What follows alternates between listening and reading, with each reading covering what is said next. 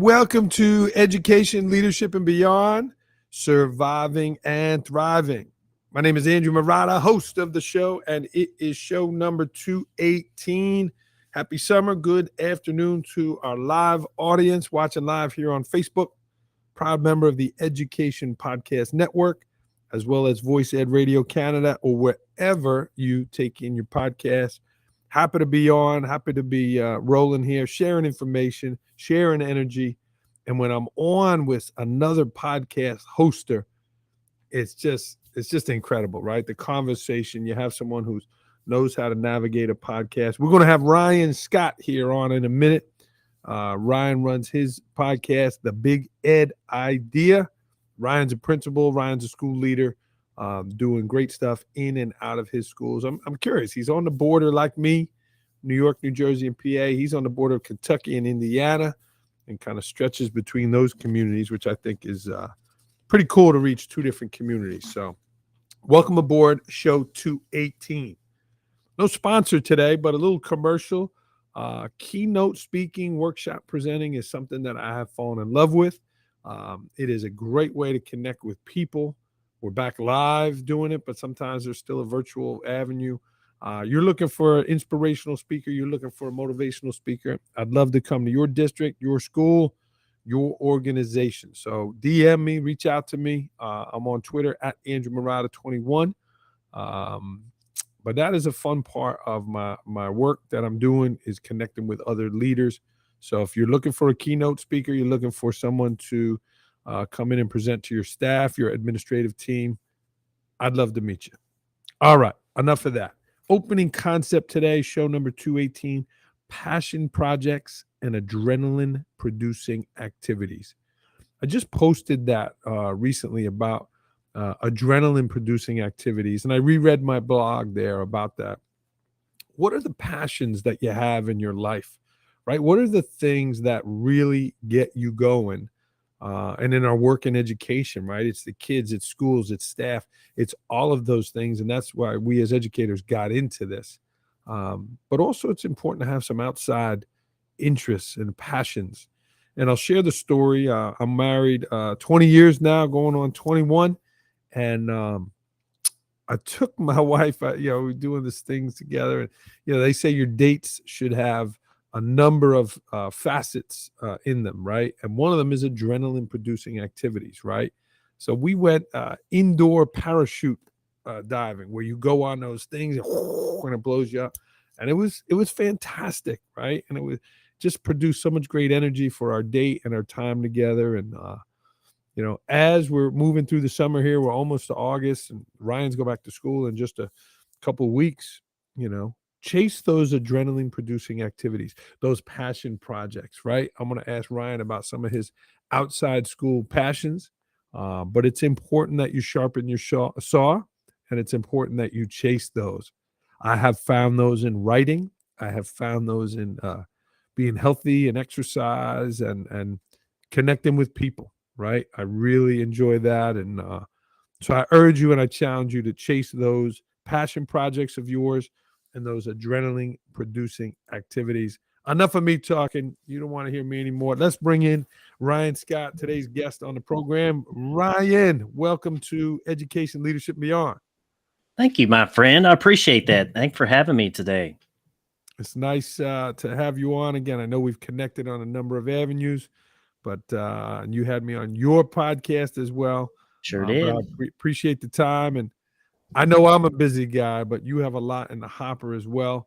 Ryan is the principal of the Academy for Innovative Studies in Evansville, Indiana, and also the host of the BigEDidea. So let's start with your school, Ryan. You are the new principal there on the doorstep of your first year. So tell me a little bit about the school and what you're about to get started with. Yeah. So I'm super, super excited about this because, obviously I'm into ideas, or I wouldn't have started my podcast, The BigEDidea. And part of that is about being innovative, about looking for solutions maybe that haven't been tried yet, or just being okay with failing until you get it right. And so I'm super, super, super excited to be literally taking over a school with the word innovation in its title. I was talking to some people the other day and telling them, if our school doesn't try to do something outside of the norm, we just need to rebrand our school, because if we are the Academy for Innovative Studies, then I see it kind of important that we take an innovative approach. Another thing you should know about my building, I am an alternative high school, 9 through 12. So every student that is in my building has been expelled out of one of the five high schools. And so, these kids have had 10, 11 years of traditional high school. For a lot of them, it's just not working. And that's why my impetus is that, this has got to be the anti alt school. I am very passionate that it is not a prison. It is not technically it is for punishment, but we want to provide opportunities before we provide the punishment. And our big kind of guiding focus um, is for improving outcomes. And we're going to do that by making sure everyone associated with my building feels valued, seen, and heard. Um, I just feel, and the people that I'm working with, number one, we got to get our kids there. We have not the best attendance, but if our kids feel valued, seen, and heard, I am confident that they will want to be in my building. Awesome. And I know it's your first year there, Ryan. It's great to see someone so passionate about working with, an alternative education, kids that need a second chance. So going into your first year, Ryan, like not having been there before, right? There's a lot of information out there about do's and don'ts in your first year. So tell me your approach. What are some do's and don'ts that you're going to put forth as you get started here? Yeah, absolutely. So, yeah, right now I feel like, I'm that dude with my head underneath a big um, bucket of water, all this information coming at me at once. Because you're right, not only am I in a new building, but I'm in a new state and I'm in a new corporation. So I'm learning kind of the norms of the corporation. I'm learning new standards. I'm learning pretty much everything. So, Yeah. like, yes, I'm bringing some stuff in my toolkit, but also I've had to be very cognizant, which is hard for me.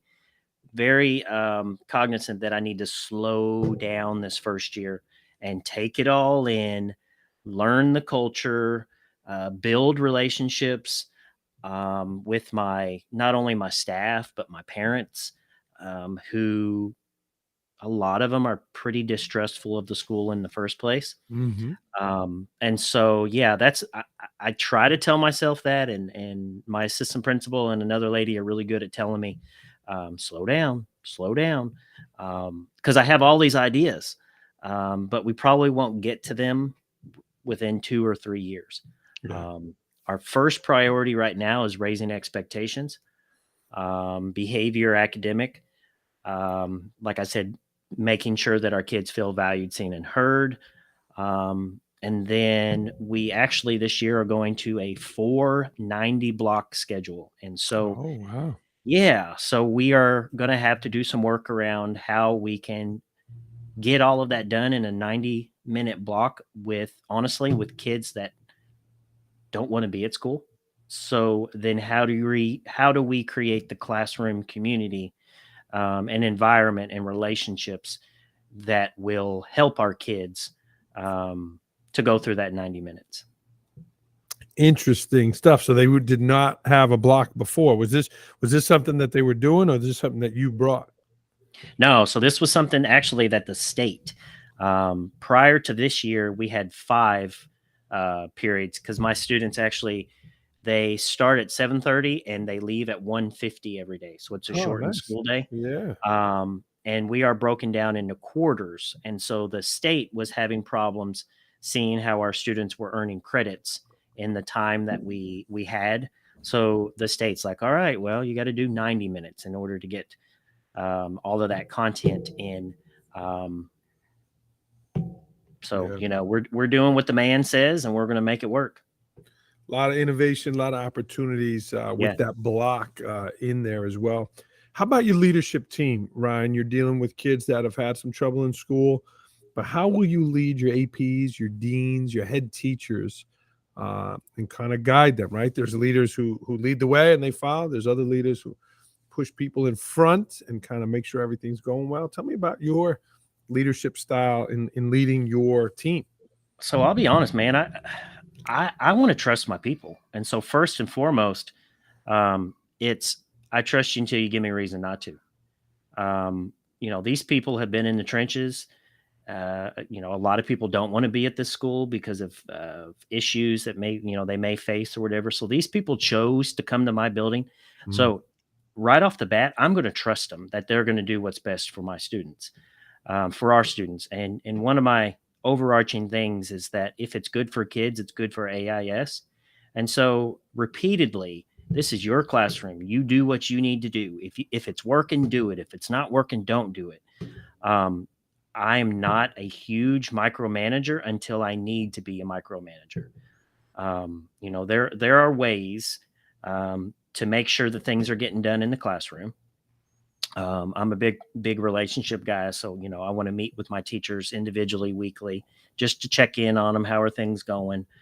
Um, but really, man, when it comes down to it, I feel like if you create a place that people, number one, feel like they're supposed to be there, and that it's purpose led, then I think it will work its way out, if that makes sense. yeah, yeah. Well, good for you, man. It's exciting. You're in a new spot. You chose to go to a new state. I wish you the best on that journey. Ryan, you heard the opening statement, right? And I know doing the podcast is a passion of yours outside of school, hiking, your family. But tell me about your thoughts on that and why what are some of your passions Yeah, and why are those important in the lives of leaders? yeah. So I would say you know, um, most people got into this profession because they felt led to do it. And in my experience, it's super easy for folks like us that want to change the world to disconnect. Um, it's really hard for us to turn it off, especially when kids are involved, especially when we're doing something as important as education. Um, and I had to learn through some hard struggles and hard lessons that there just needs I need my family time to be my family time. Hmm. Um, you know, if I am so I have made it a point not to send text messages or emails out past like 5 o'clock at night and not on the weekends. And if I have to, I schedule it so that it will come out 8 in the morning on Monday morning. Yeah. I've let my folks know, if you need me, if you need something, text me. If it's past 7 o'clock at night, I may answer it. If it's an emergency, just call me. I'll pick it up no matter what. Just call me if it's an emergency.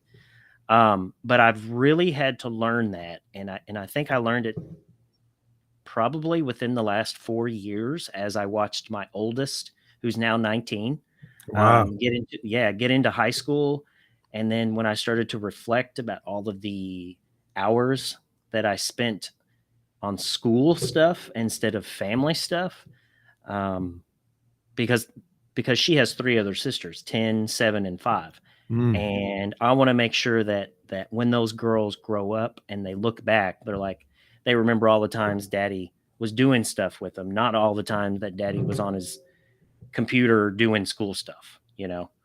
Um, and so, yeah, passion projects, man, I'm a goal setter. I love setting goals. Um, July, my goal was 100 burpees every day. And so Oh up wow. until, yeah, so I've done 2,500 burpees now through the month of July. Wow. Yeah, I've got 5 more days and then I'll be done with that goal, but I'll probably do another one. Um, Normally, man, I set a mind, body, and a spirit goal every month. Normally revolves around some type of like reading my Bible for a certain amount of minutes, maybe reading something else, maybe journaling, maybe just spending 5 minutes in the car on the ride home in silence.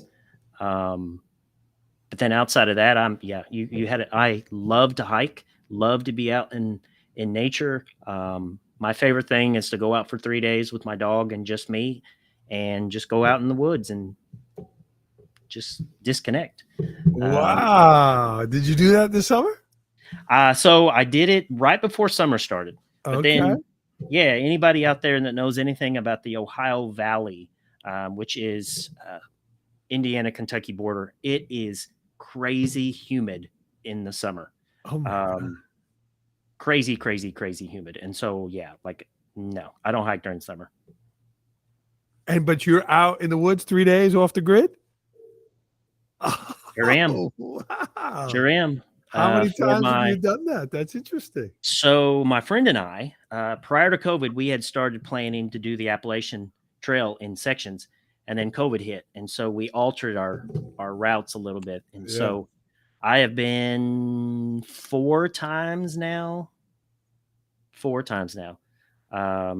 Right now, I am section hiking the River to River Trail, which runs in southern Illinois from the Ohio River all the way to the Mississippi River. It's 160 miles, and I've done about 95 of that so far. Wow.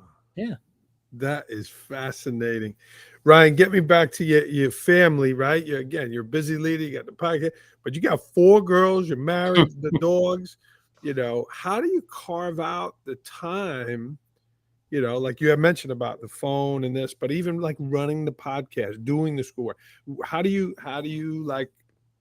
schedule that? How do you balance all of that? Google Calendar. Nice. My wife laughed at me about 4 years ago when I created a Google Calendar for our family. Yeah.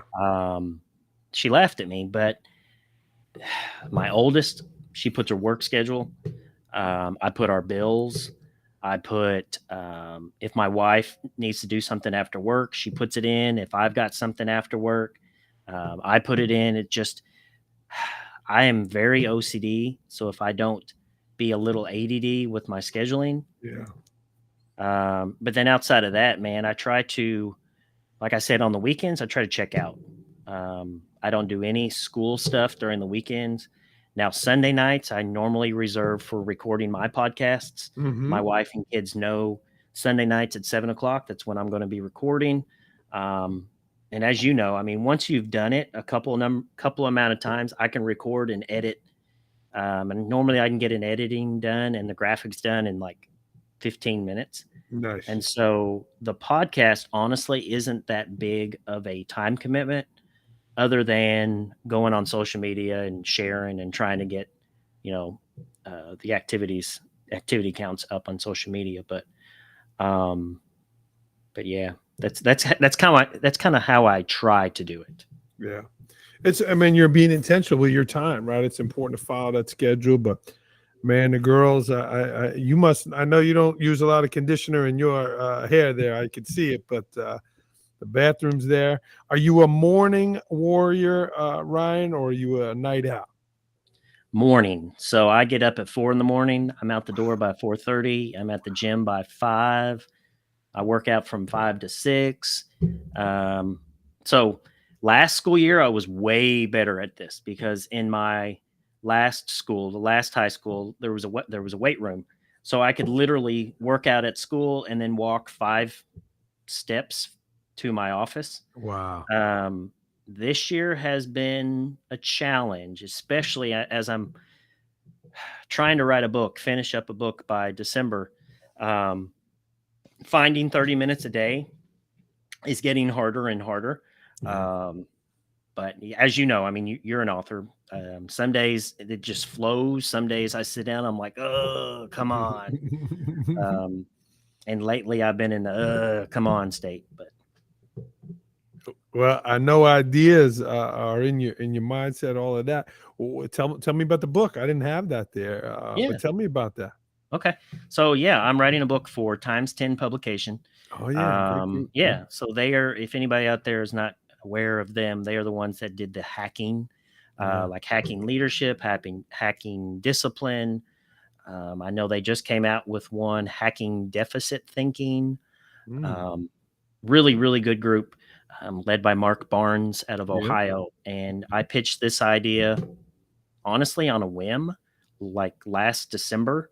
I actually pitched another idea, which my publisher or my editor at the time wasn't super keen on, but I was like, but I have this other idea. And I really pitched it, not even thinking anything. And that's the one they wanted.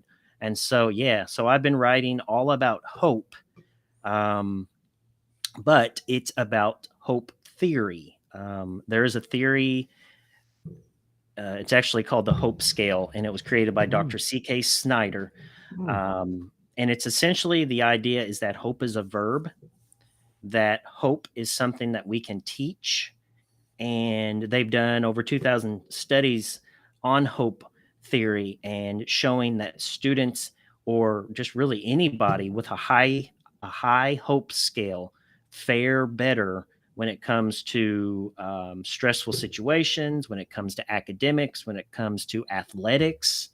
They have found that a person with a higher IQ will perform lower than a person with a high hope score but a low IQ. Mm. Um, just about Interesting. that persistence. As a coach, you know this.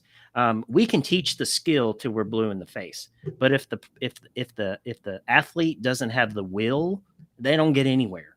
And so my whole book is about the notion that the academic achievement gap has not narrowed at all within the last 50 years between high income and low income kids. Um, my idea is that that is because of mindsets, particularly hopelessness, Mm. and around this idea of learned helplessness. Mm. Um, you look at the literature, there is higher amounts of hopelessness for low income. There are higher amounts of hopelessness among our Black and brown students. Um, and my idea is that until the schools start to push a little bit more of the psychology, we're always going to have that achievement gap between the highest and the lowest income students. What an interesting concept. What an interesting book. And you're looking to get it completed by December, as you say? Yeah, so I've got to have it turned in by December. The time frame, what they've told me, is get it in by December and hopefully release by May. So um, we'll see, man. We will see. It's you know how it is. Yeah, love it. That's exciting. Let's pencil you in next year to have you on when the book comes out again. Sounds good But to good me. for you for bridging that topic. I love that hope is a verb, and I say it's an acronym as well, right? Hold Yeah, on, possibilities exist. So that's right. that's awesome. And good luck. Good luck. Yeah, thank you. Thank you. Yeah. Tell me about your writing process. Does it have to be silent? Do you go to a coffee shop? Do you walk and talk into your phone? What's your process?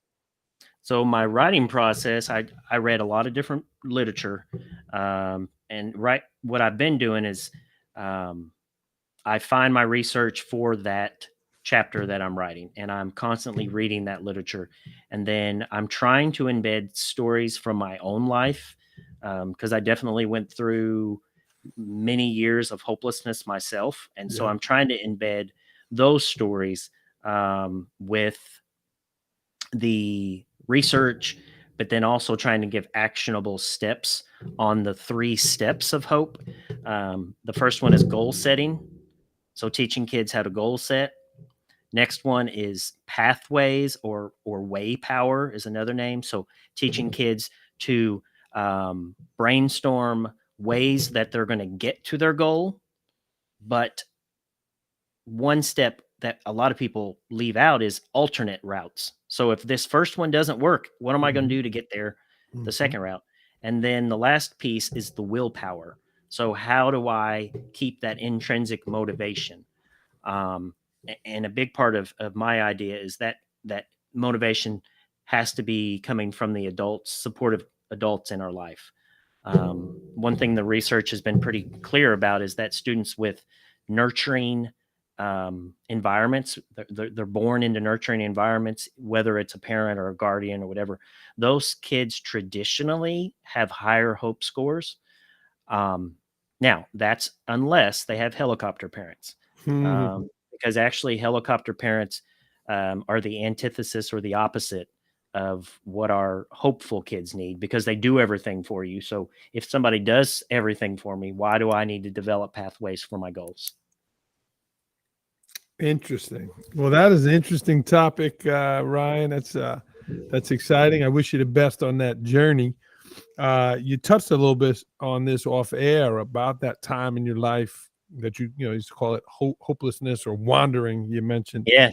but I know there was a victory of overcoming drug use, but part of in your life about drug use.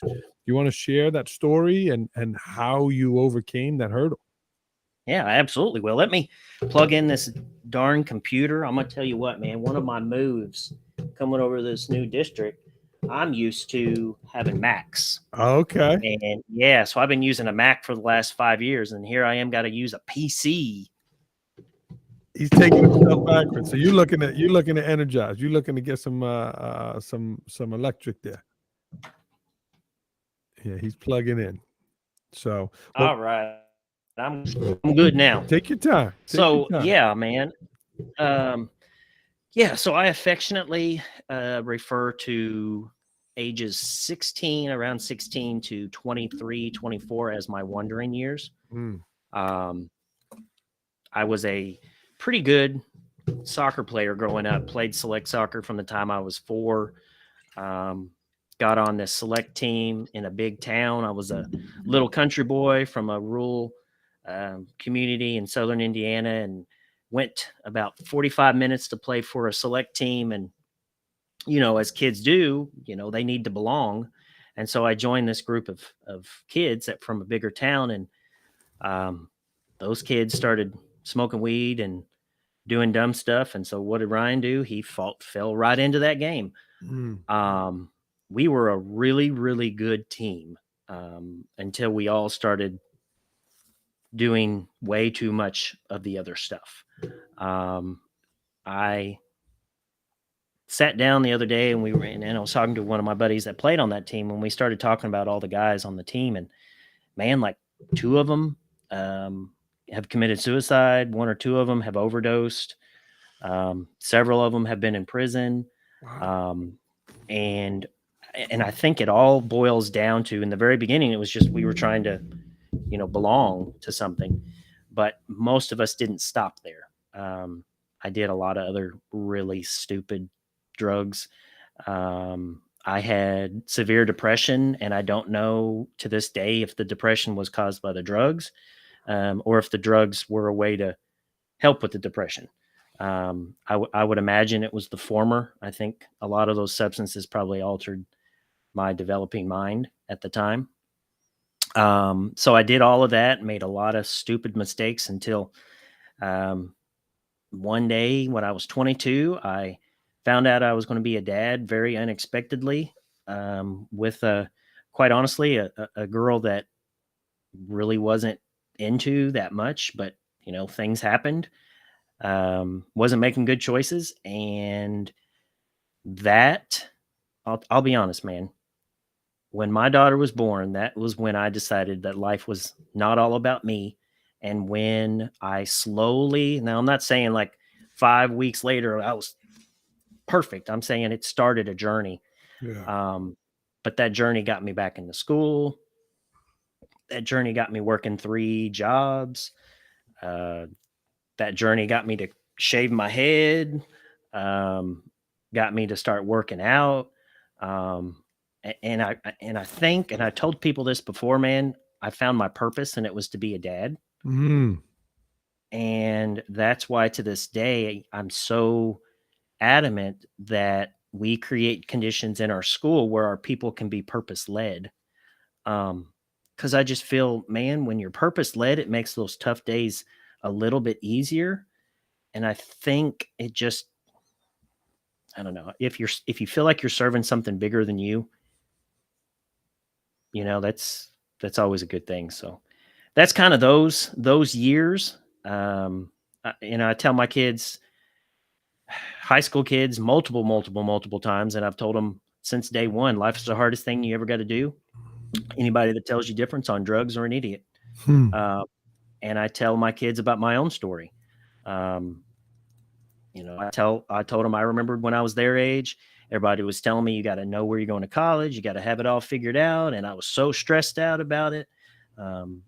Adults tell our teenagers, "What do you know about stress? You're a teenager." Well, here's the thing: they do know about stress. Stress is Yeah. stress. Yeah.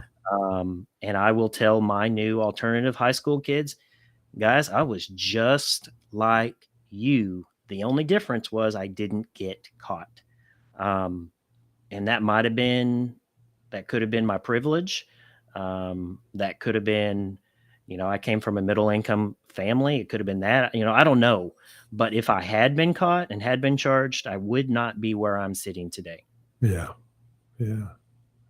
Wow, Ryan. Thank you for sharing your story and talking about that. And when I asked you about it, you said it was a success and a failure, right? And you turned that in. And kudos to you for sharing your story with kids and, Well, and adults.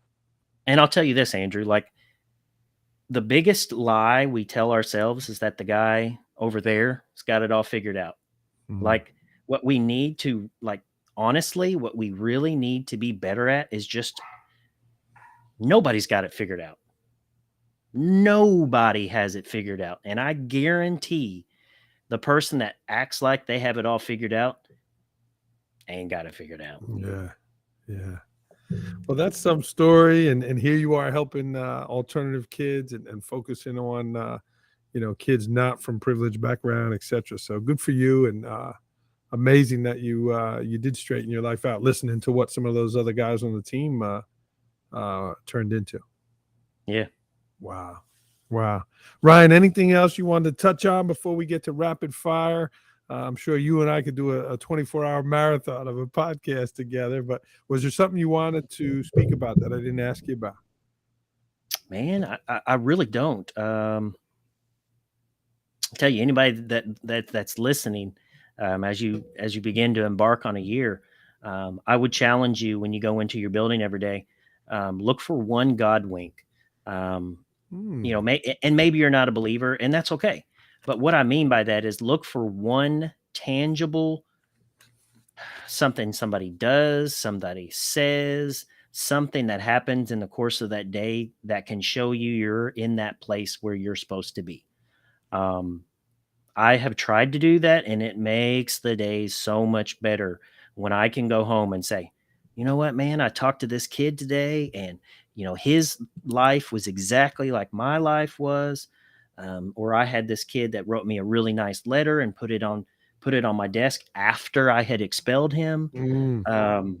So yeah, look for those God winks. I love it. You're talking about purpose and the why and willpower and God winks. I like it. I like your style, Ryan. And I'll tell you what, I'm going to guess that you are blessed with the power of ADD, similar to me. Yes. Yeah. So I'm writing a book, Ryan, called Leading Faster.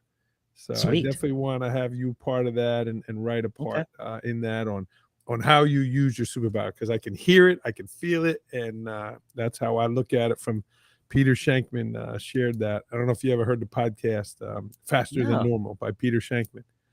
I'm gonna Yeah. look it up. Yeah, it's only 20 minutes, bro. It's fast. Yeah, I'm gonna look it up. Yeah, Peter Shankman wrote a book too. He's great. I'm gonna have him part of it, but Faster Than Normal. So I'm working on a book called Leading Faster. So I want to have you part of it. Cool. But speaking of fast, let's get to rapid fire, Ryan. And these are quick answers. First thing that pops into your head. You ready? Got it. Here we go. Last book you read. Last book I read. Belonging and Becoming, incorporating SEL in high schools. Last movie you saw. Avengers Endgame. Favorite dish. Favorite dish. Cowboy spaghetti. What you got? Give me a quick description on cowboy spaghetti. So listen, it's got bacon, it's got spaghetti noodles, it's got tomatoes. It's so yeah, it's like I don't know. It's just cowboy spaghetti, dude. Just look it up. Delicious. Rachel Ray. Favorite place to travel? Favorite place to travel? Sweden. Haven't been Nice. there in 20 years. A journal or a blog you subscribe to? Journal or a blog? I listen to your blog. I like it. A pet peeve of yours? Pet peeve of mine. When people say, okay, don't say you're all in it for kids and then make adult decisions. Oh, yeah. A go-to stress reliever? Go-to stress reliever. Hugging my kids. Nice. Isn't that the best? You're on the border like me there. Is your sports teams Indiana or Kentucky? Kentucky.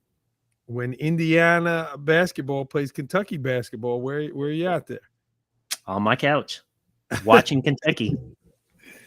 So are you an SEC fan or a Big Ten fan? SEC. Yeah, okay. What was it like growing up in Santa Claus, Indiana? Very isolated. Was Christmas special in Santa Claus, Indiana?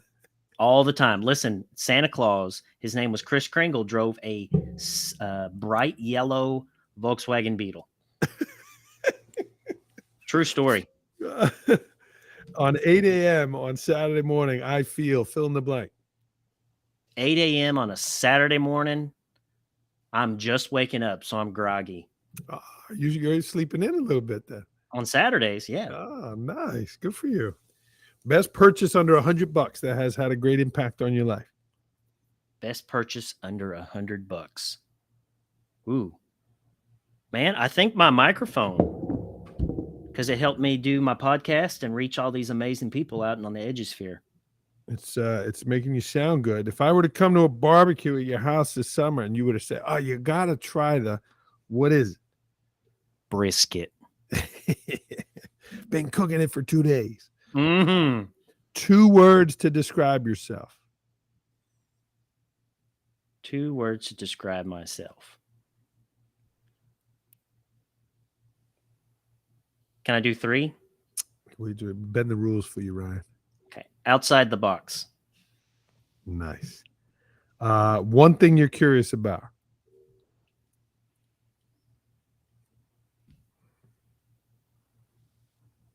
One thing I'm curious about. How can schools overcome home life? You're facing that. I'm facing that. That is a great challenge. Something about Ryan Scott that people do not know about. Anxiety is real. You're real, man. That's for sure. Ryan, I got your website here and your Twitter underneath here. Thanks for getting me to get the spell that right. Yes, sir. What's the best way for people to get in touch with you? Yeah, so probably the best way, shoot me a tweet, find me on Facebook, add me, send me a DM or whatever. That's probably the best way. I'm on Insta also with the same Ryan C. Scott 1981, but I'm more of I know I'm old, but I'm more of a Facebook and a Twitter guy. Yeah. Ryan, do you have a quote that you love? You said a lot of great things this afternoon. I appreciate the time. Is there a quote you could send us off with here? Yeah. So one of my favorite quotes, I was made to be awesome. Awesome sauce there, my friend. Guys, this is Ryan Scott. He's going to be a principal at a new school this year, Evansville, Indiana, the Academy for Innovative Studies. Ryan, I wish you the best. Thank you, Andrew. I appreciate it, man. All right. Stay on the line a second. This was Ryan Scott. Check out his podcast, The Big Ed Idea, and follow him on Twitter. Ryan, we appreciate you coming on and making time for us. And I wish you the best on your journey. And thanks for being so raw and real with your story. It means a lot. Appreciate that, man. It's the only way to be. That's right. Stay on the line a second. Ryan Scott, everyone. Thanks for tuning in. If I can help you in any way, don't hesitate to reach out at Andrew Murata 21 on Twitter. keep surviving and thriving. And, Ryan shares some real stuff today, and that, take it to heart. So we're going to sign off show number 2. What the heck show is this, Ryan? This was show number 218. Yeah, 218. Thanks for tuning in, everyone. Keep surviving and thriving.